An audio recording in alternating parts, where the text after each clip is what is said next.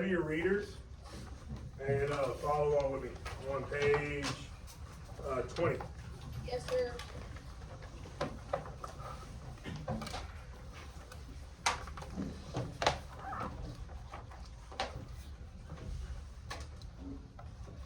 All right, so whenever France turned over Louisiana, what was the treaty called again? Fontainebleau. That's right. The Spanish, I'm gonna read along with me. The Spanish did not take control of their new land right away. French colonists were hostile toward their new government, and like France before it, Spain was hesitant to spend a great deal of money. Okay, why?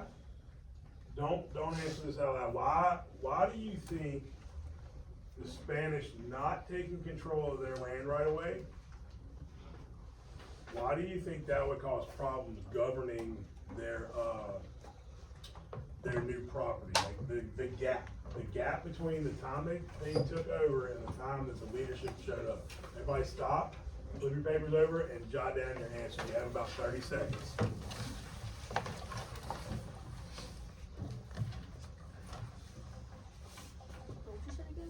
So why do you think that having that gap between when the Treaty of Fontainebleau happened, like when they gave Louisiana to Spain, when France gave Louisiana to Spain, why would that gap in leadership cause problems whenever they showed up to govern it?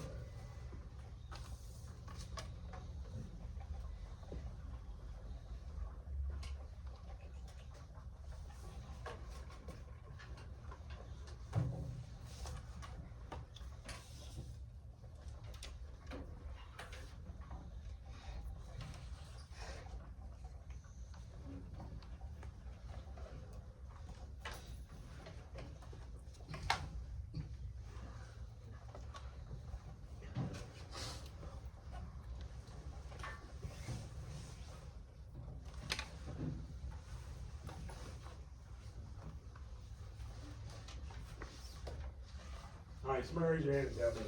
Give me a reason why you think it would cause problems governing. Aubrey.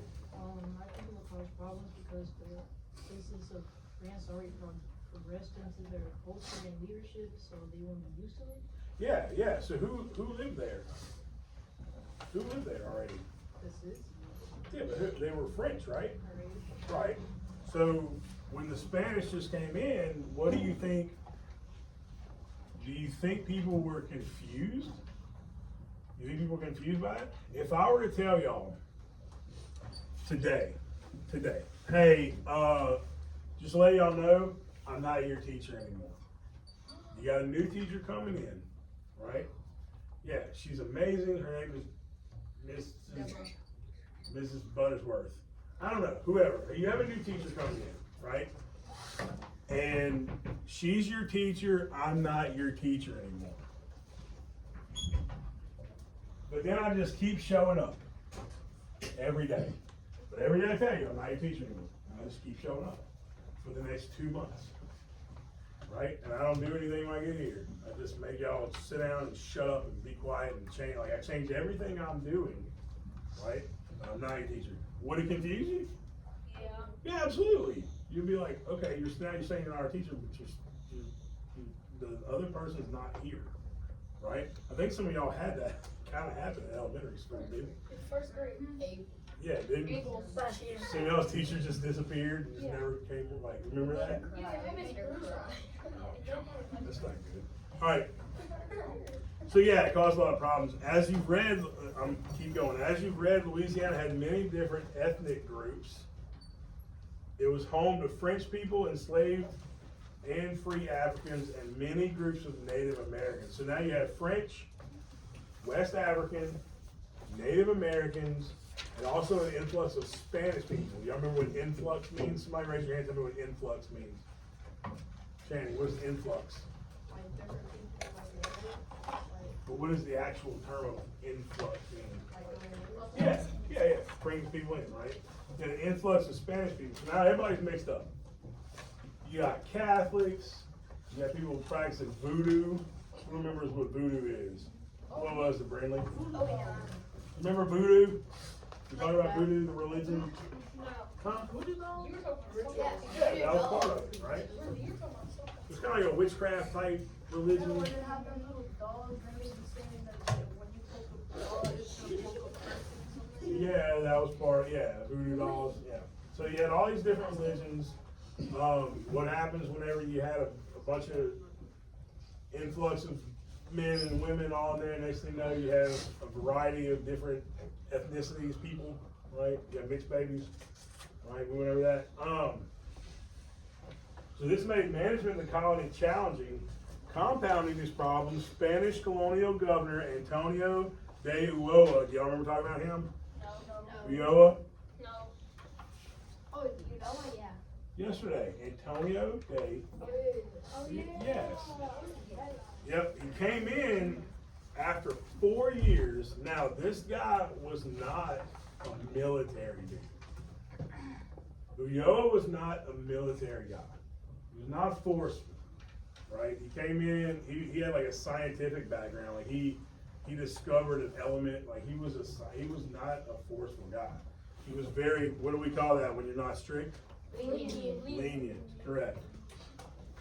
When he arrived in New Orleans, it was financial and administrative turmoil. He did not have military reinforcements, right? The new governor made missteps and worsened the problems. He didn't even fly the Spanish flag. Everybody was still looking at the French flag, right? If somebody tells you that they took over our country, but we're still flying an American flag, it's probably confuse you, right? So this is another spot to stop and jot. We're gonna stop and jot down why you think him being lenient would cause more problems. Why would him being lenient cause more problems? Take 45 seconds. What does lenient mean again? Lenient means not strict at all. He didn't enforce the rules. Why would him not enforcing the rules cause even more problems?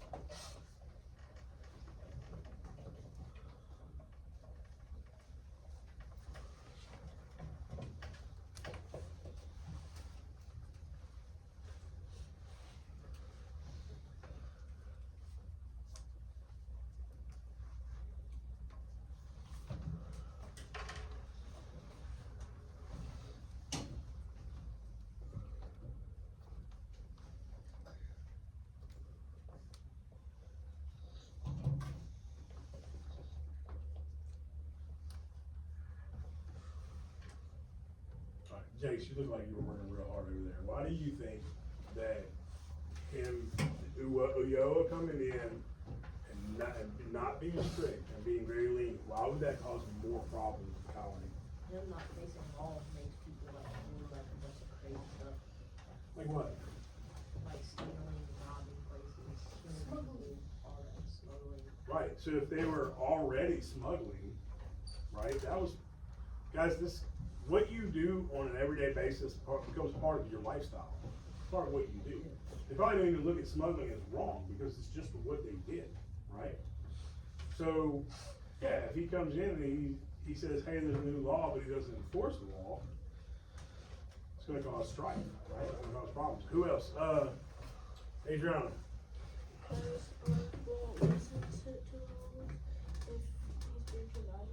Correct. If I come in and I say, hey, we're gonna have a new rule, and I put that rule in place, but you're still doing something against that rule, and I really don't enforce it, well then the people who follow the rules, who are just natural rule followers, what are they gonna do?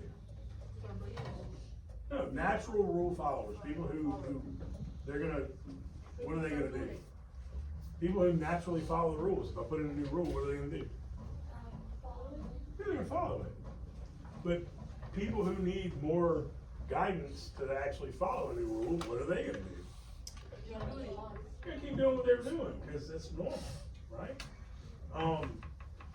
So that would cause problems across the board, because some people are still gonna break the rules, some people are gonna follow the rules. It's gonna cause, strife between them. So, how confusing is it when you go from one classroom where the teacher is very strict and has rules and policies in place, and then go to another classroom where they're real lenient?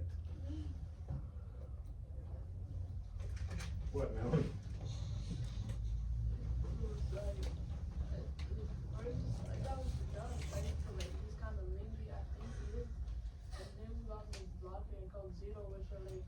Super strict, mostly because you don't need correction out. Right, and so how confusing is it when you go from that one environment to the other? Confusing because like in the other class you read, like they're reading and you acting up, in the other class you try to say calm but you can't. Right, right. So that's one example of how his leniency. So what Spanish did after this